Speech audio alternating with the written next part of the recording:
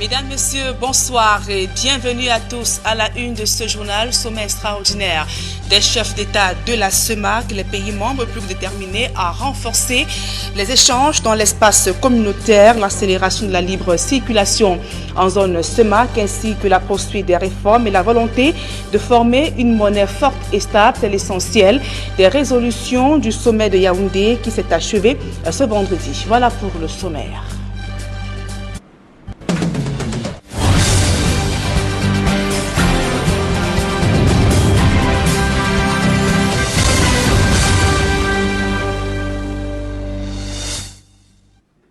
Mesdames, Messieurs, une fois encore, bonsoir et merci d'honorer ce rendez-vous de l'information sur Equinox Télévision en ouverture de ce journal. Les tensions géopolitiques mondiales ainsi que l'instabilité des prix des matières premières et les défis sécuritaires plombent les objectifs de la CEMAC réunis ce vendredi à Yaoundé pour le sommet extraordinaire des chefs d'État. Les dirigeants de l'institution ont donc passé en revue la question de l'intégration ainsi que l'avenir du franc CFA. Les chefs d'État au terme des travaux se sont donc engagés à renforcer les échanges communautaires, accélérer les procédures de libre circulation en zone CEMAC et réaffirmer la volonté de former une monnaie forte et stable. Le chef de l'État, Paul Biya, qui présidait dans les travaux, donc, a appelé ses homologues à débattre et d'arrêter des mesures complémentaires pouvant donc consolider le redressement économique de la sous-région Afrique centrale. Nous l'écoutons. Messieurs les chefs d'État et de gouvernement, il vous souvient qu'en 2016, au moment où des menaces importantes pesaient sur les équilibres macroéconomiques et budgétaires de nos pays, affectant dangereusement la situation de nos réserves de change, nous nous sommes réunis ici même à Yaoundé. Nous avons alors pris d'importantes résolutions pour juguler la crise qui s'annonçait. Il y a lieu de constater, pour s'en féliciter, que 3 ans après, la plupart de nos États les ont mises en application. D'autres sont en voie de le faire. Par conséquent, nous constatons que la situation économique de notre sous-région tend à s'améliorer substantiellement.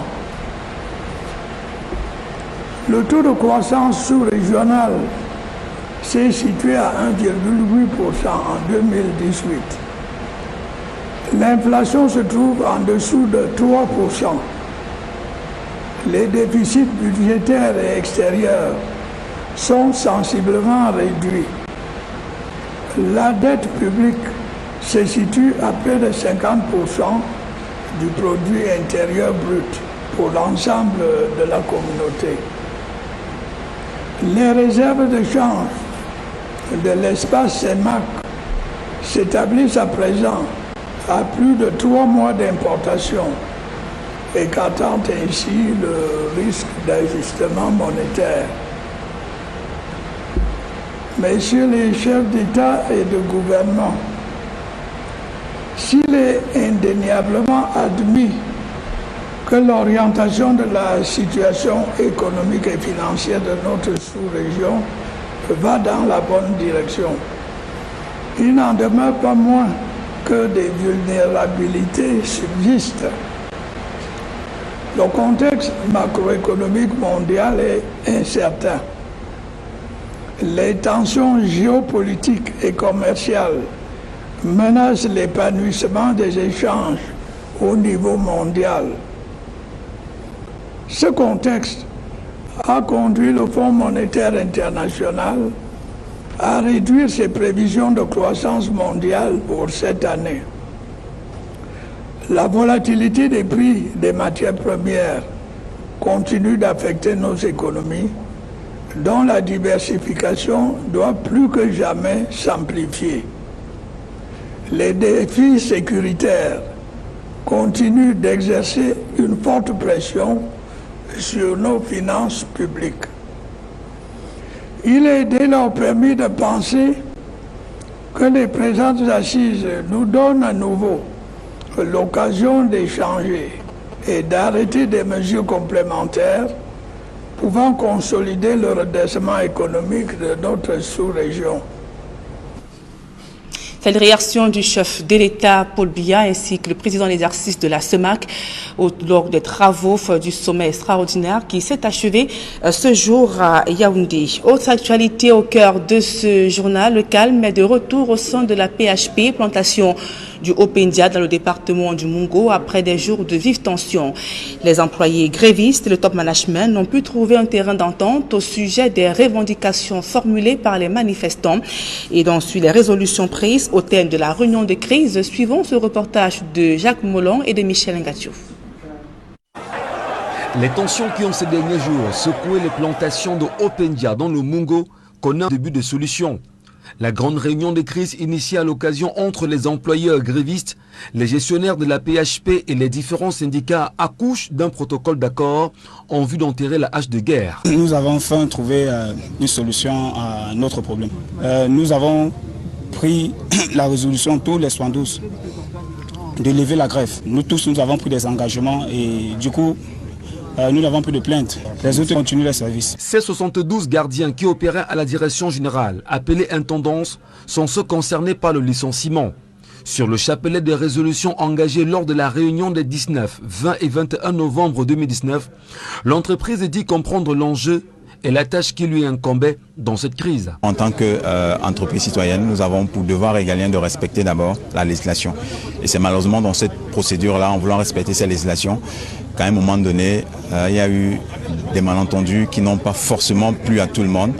Et après, les uns et les autres n'ont pas été satisfaits de ce qui avait été fait comme calcul de droit et raison pour laquelle nous sommes arrivés à cette conclusion. Et pour entériner ce protocole, les présidents de base des syndicats qui y ont activement contribué afin de donner du sens à la négociation croient avoir dénoué le problème. En dehors des droits légaux, chaque travailleur aura un bonus de 100 000 francs par année d'ancienneté. En plus, ceux des travailleurs concernés qui n'ont pas atteint 5 ans d'ancienneté, il y aura un minimum de 500 000 francs. Donc, personne ne partira sans avoir un minimum de 500 000 comme bonus en fonction de ce que nous avons signé dans le protocole d'accord. Au vu des dégâts causés et la répression qui a eu cours lors des manifestations devant l'entreprise PHP ces derniers jours, l'autorité administrative propose. Ceux qui manifestaient étaient plus nombreux que ceux qui étaient concernés par le problème. Donc nous souhaitons que nos populations soient conscientes lorsqu'il y a des différends avec leurs employeurs. Tout en restant attentif à l'application des clauses retenues dans le protocole, il est à rappeler que l'entreprise Plantation des Haut-Pendia, dans son déploiement, a boosté en 2019 son exportation de bananes à plus de 3200 tonnes. Une progression économique qui impose un regard attentif sur les conditions de vie de ses employés afin de prévenir d'éventuelles crises. Et du grabuge au sein du RDPC à Meyomessala, le seul handicapé de la liste potentielle de conseillers municipaux a été recalé. Ce dernier dénonce les magouilles qui visent, selon lui, à bafouer la circulaire du chef de l'État, du président national du RDPC, au profit des intérêts égoïstes et mercantilistes. Pourtant, au comité central, l'on rassure que la notion de minorité évoquée dans la circulaire est bien prise en compte. D'autres précisions dans ce reportage de Marcelin Gansop et Élisée Borba. Candidat au poste de conseiller municipal à la commune de Meyomessala, Raymond Bar Mekamba vient d'échouer tout près du but. Mon dossier était un dossier très complet par rapport au candidat, mais la commission a validé son dossier. On ne comprend pas les choix de nos aînés, parfois, qui n'aiment pas nos villages, qui roulent pour eux-mêmes et pour leurs intérêts. On ne peut pas comprendre. J'ai une double presse, j'ai une imprimerie. Pourquoi on ne veut pas le développement dans nos villages?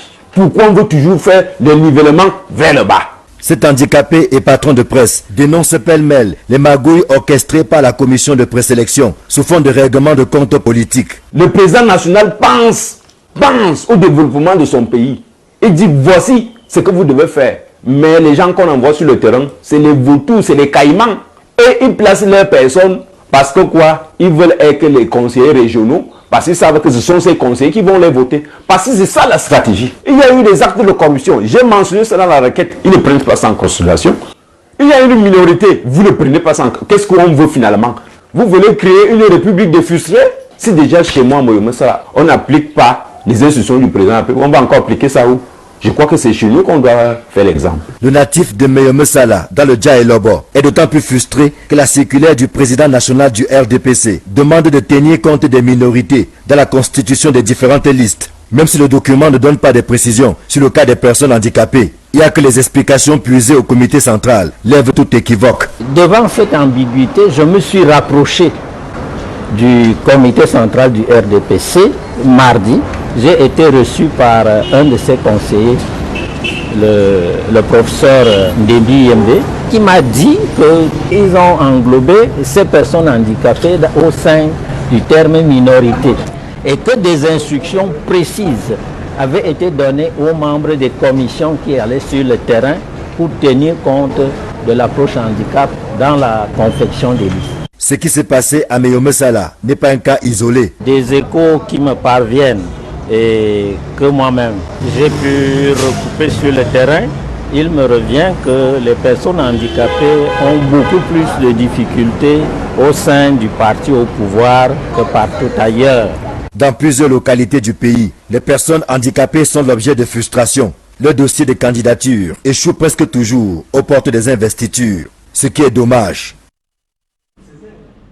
Et dans le chaudron de la crise anglophone, le gouvernement fait les yeux doux aux populations des régions du nord-ouest et du sud-ouest Cameroun. Des caravanes de sensibilisation sont déployées dans plusieurs localités en vue de faire susciter l'adhésion de ces populations aux recommandations du Grand Dialogue national. Cependant, elles n'ont pas manqué de faire part de leurs incompréhensions ainsi que inquiétudes face à cette situation. D'autres précisions dans ce reportage de Xavier Foucault. Des caravanes déployées dans le nord-ouest et le sud-ouest, en vue de sensibiliser les populations afin qu'elles adhèrent aux recommandations du Grand Dialogue national, alors que les exactions se poursuivent sur le terrain. Vous nous dites de laisser, ils nous dérangent assez. Ils ont tiré sur 2 enfants ici à côté. Il y a un à qui on a coupé une jambe. Il est actuellement à Bafoussam. À Limbe, dans le département du Fako, région du sud-ouest, les populations disent ne pas saisir le sens de l'expression statut spécial. Que signifie statut spécial? Essayez de le simplifier pour que je puisse mieux comprendre. Ces populations n'ont pas manqué de rappeler les promesses non tenues du gouvernement. Le président nous avait parlé du port en eau profonde de Limbe. Nous n'avons rien vu. Le port a sauté de Limbe pour se retrouver à Kribi. Les populations demandent donc au gouvernement de passer des discours aux actions concrètes. Qu'ils viennent dire que le travail a repris à la CDC. Qu'ils disent à ces enfants, sortez de la brousse. Vous serez employés par la CDC. S'ils leur demandent juste de sortir de la brousse, ils ne le feront jamais. Pour convaincre les populations, des réunions de concertation se sont faites dans le département de la Mézam, région du nord-ouest, en vue de faire passer le message à travers les groupes d'associations. Dans le Dongamanton, toujours dans le nord-ouest, la caravane s'est déployée sur le terrain dans des localités comme Tabekeng, Mbi, Mbinka et Nkambe. La caravane s'est rendue dans des établissements scolaires secondaires et primaires et a eu des discussions avec des responsables d'associations et de communautés. Ici aussi, les populations demandent au gouvernement de passer du discours aux actions concrètes, ce qui pourrait réellement contribuer à décrisper la situation sur le terrain.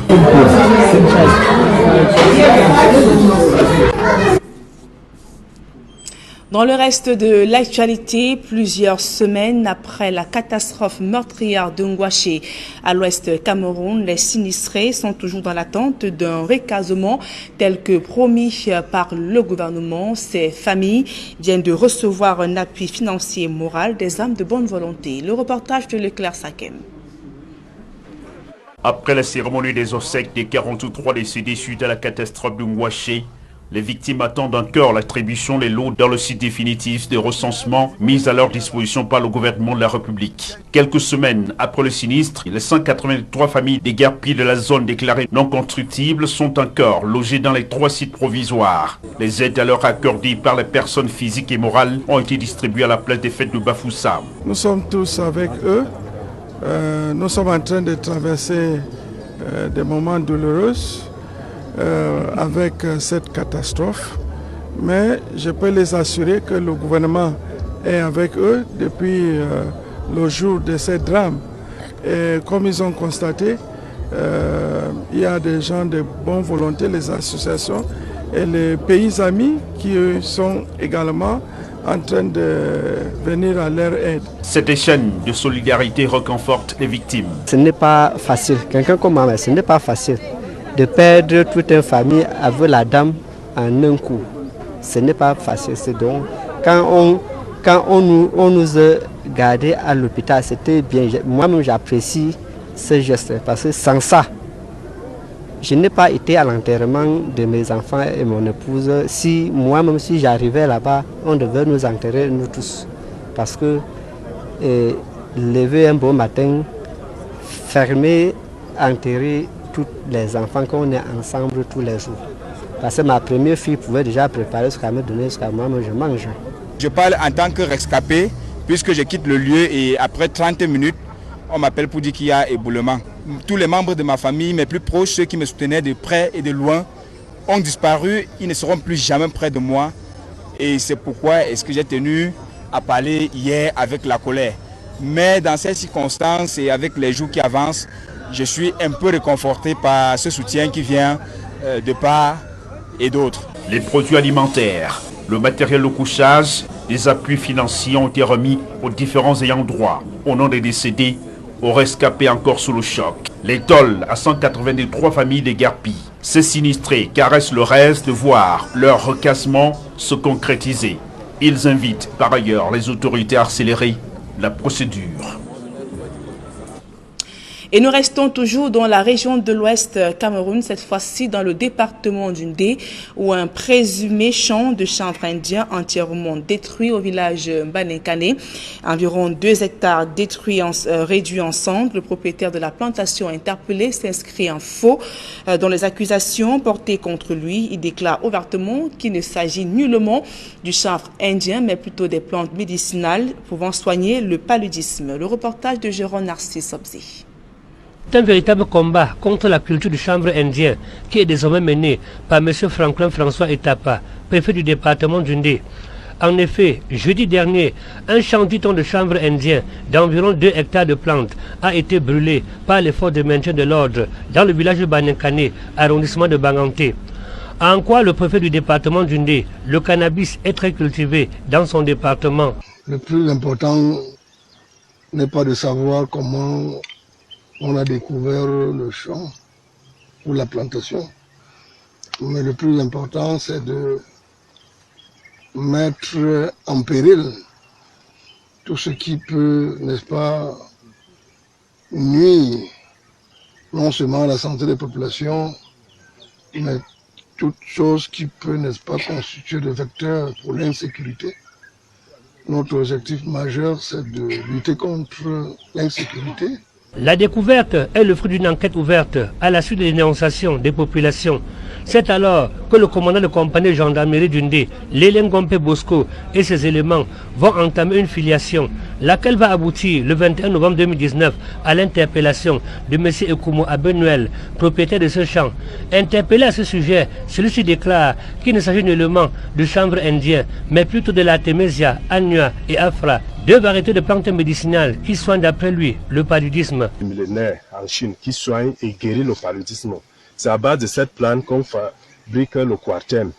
Donc on enlève un seul principe actif qu'on appelle l'artémisinine, qu'on combine à d'autres molécules pour avoir les ACT, pour guérir le paludisme. J'en suis sûr et certain, c'est de l'artémisia annua et afra. J'en suis sûr et certain.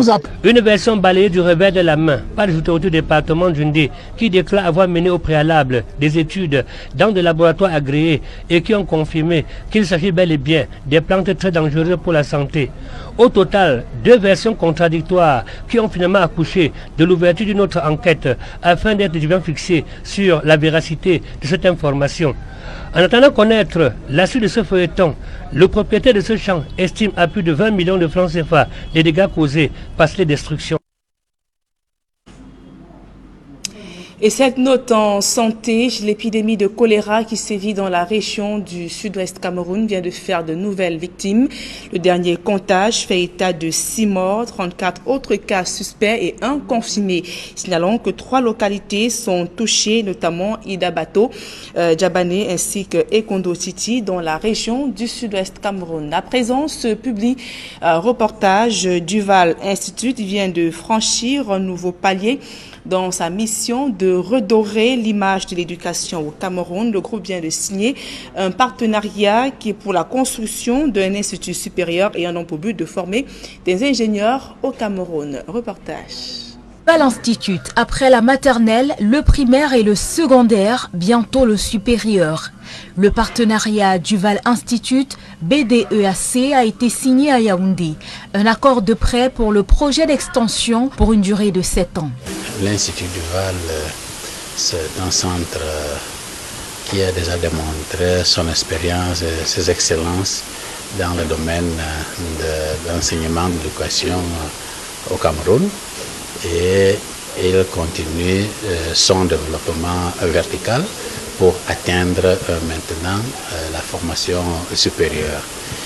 Et nous disons qu'en tant que banque de développement qui doit promouvoir et financer ce développement. BISEC, autre partenaire de poids qui accompagne le projet depuis 2013, donne des garanties quant à son implication sans faille pour soutenir l'éducation et par là le développement du Cameroun. 2 choses ont motivé les choix, c'est que la BISEC était déjà partenaire financier de l'école Duval et a eu l'honneur d'être sollicité de ce fait-là par la BDEAC pour accompagner la 2e tranche de financement en tant que banque agent.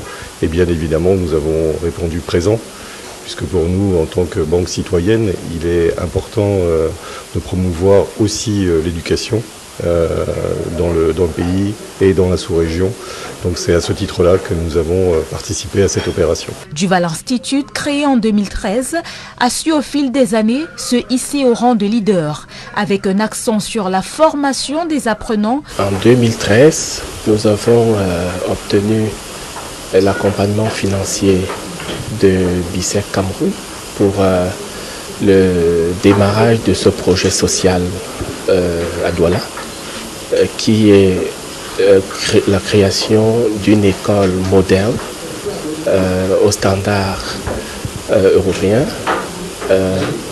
pour une couche de population assez modeste, donc accessible aux citoyens camerounais classiques. Et aujourd'hui, nous procédons à l'extension de notre projet sur le plan universitaire. Et au vu de notre manière de faire, la BDAC a donc accepté de nous accompagner dans cette extension universitaire qui est ici la création d'un technopôle universitaire moderne dans la sous-région où devront être formés des ingénieurs. Et le groupe entend aller plus loin encore avec l'appui de ses partenaires. Nous pouvons dire que nous restons disposés à